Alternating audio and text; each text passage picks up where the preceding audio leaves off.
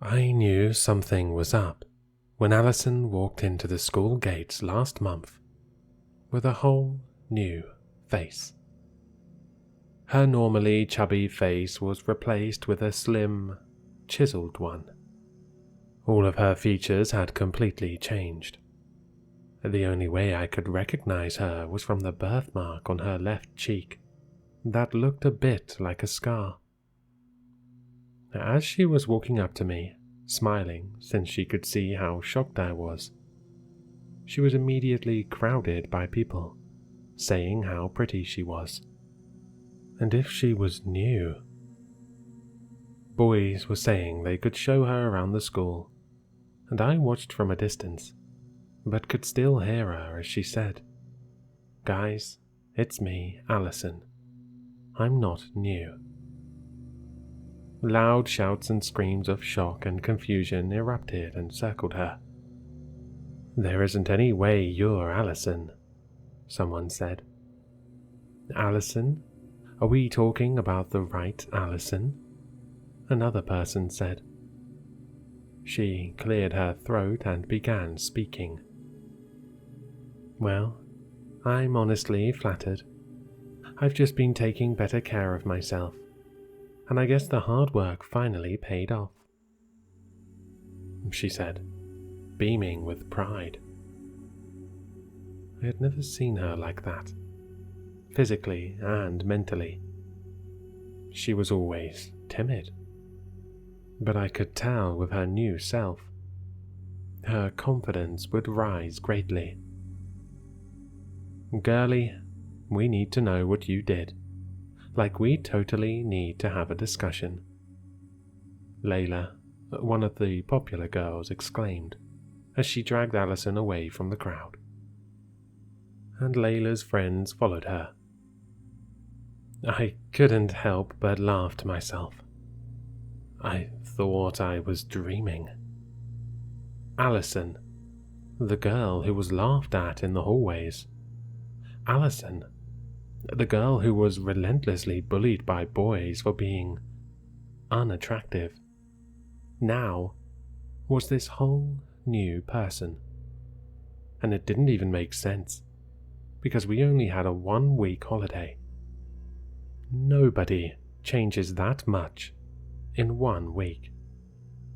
Even if she did get surgery, it would take time to heal. For the next 3 weeks, I never had a chance to talk to Alison. She didn't even text me, just left my messages on read. I tried to wave at her once, and her friends gave me a judgmental look while she just looked at me awkwardly. She didn't even wave. How rude. She was now doing the things that she used to say she would never do, like making out with boys in the hallway, getting drunk at parties, and posting herself singing with her friends in her drunken state. She, somehow, was able to get good grades, but by the way the teachers looked at her, I could tell she did something in exchange for those grades. Or maybe even nothing. She was just so alluring that she could murder someone, and people would find it hot. It was like she had put a spell on everyone.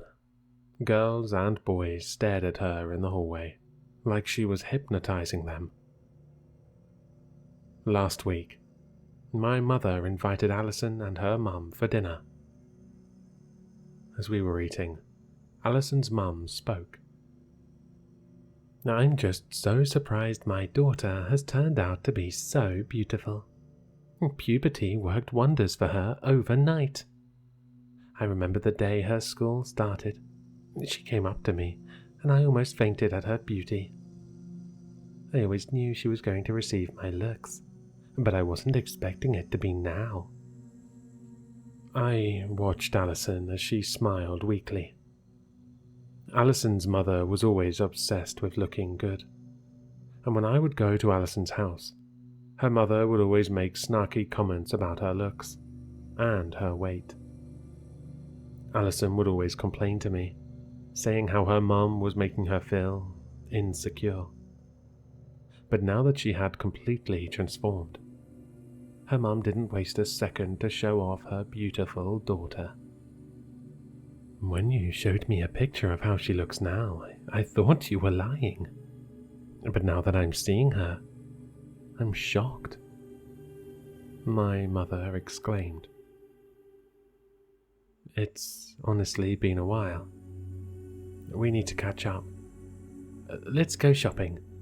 You girls be good, okay? Alison's mother said. They both squealed like teenagers as they went out the door.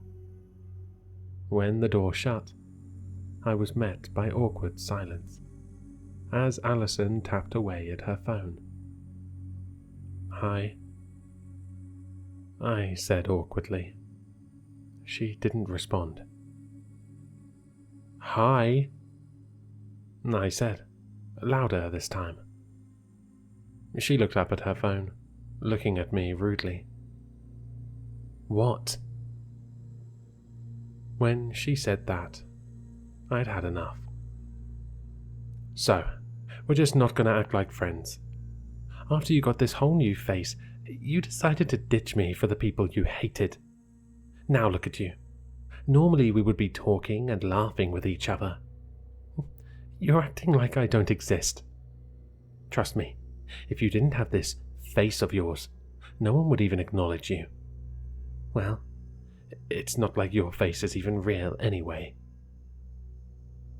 I knew I really shouldn't have continued, seeing her eyes water, but I did. We were best friends, Alison. Is it worth it? Is all of this worth... Just shut up! Why do you even care? You're just jealous because nobody likes you. I was your only friend. I was only friends with you because nobody would like such an ugly girl like you. Just look at you, looking like a fucking mess every single day. You don't know what I did to get this face, and you don't need to know. I was tired of being this unpopular girl that nobody knew. And you know deep down, you want to be popular too. To be seen. I was speechless. I just looked at her, with tears in my eyes. I think she realized the severity of what she said, because she started apologizing while crying. But I knew she was right, as much as I hated to admit it. My throat hurt from trying not to cry, so I just looked away from her as tears started to fall down my face. I'll make it up to you. I promise. Is all that she said before our parents came back. Alison and her mother had to go home early because they had a family meeting. Yesterday, she texted me at 10 p.m. I hope you're happy. Confused, I replied. What? Come over and you'll see for yourself. It'll be pretty cool for you to witness, but painful for me to feel. Well, I hope not. I told my mum that I needed to get something from the shop. She said okay, surprisingly, and told me to buy a few things for her. As I walked through the empty streets leading to her house, I texted her. Is your mum home? No, she won't be until tomorrow, she replied. Okay, be there in 10. When I finally arrived at her house, the door was wide open. I got pretty worried. The house seemed empty. I texted her. Where are you? My room. Hurry. I was right. It hurts. I raced to her room and opened the door to see Alison. Her face bluish purple as a black thing that looked like a tentacle tried to claw its way out of her mouth. She was making gagging sounds and trying to close her mouth, but she couldn't. I screamed her name, but I knew that she couldn't answer me. I kept screaming her name, hoping that somehow this was all just a horrible nightmare and that I'd wake up. But it wasn't. Blood trickled down her mouth as her body began to tense up, shake violently, and then go limp. That's when it was able to come out of her.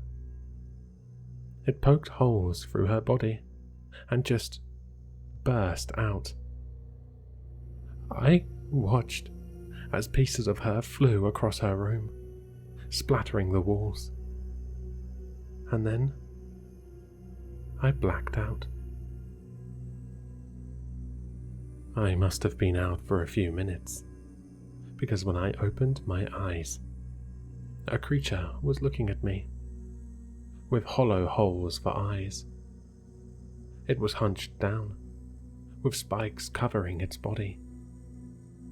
The spikes were shiny and black, like a polished shoe. "What are you?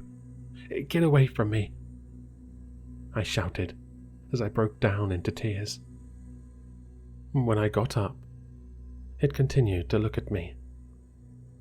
Nausea overtook me, and I threw up on Alison's bedroom floor. It stood there as I retched and heaved while crying.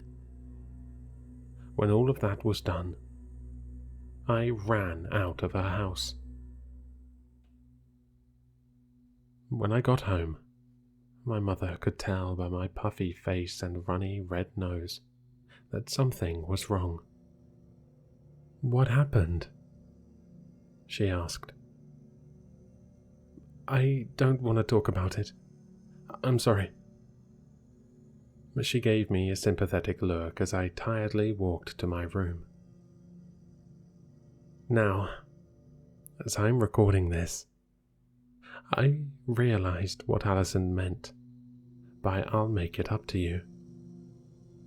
Because when I woke up today and went to brush my teeth, I almost dropped my toothbrush as I looked at my reflection in the bathroom mirror. I was finally beautiful.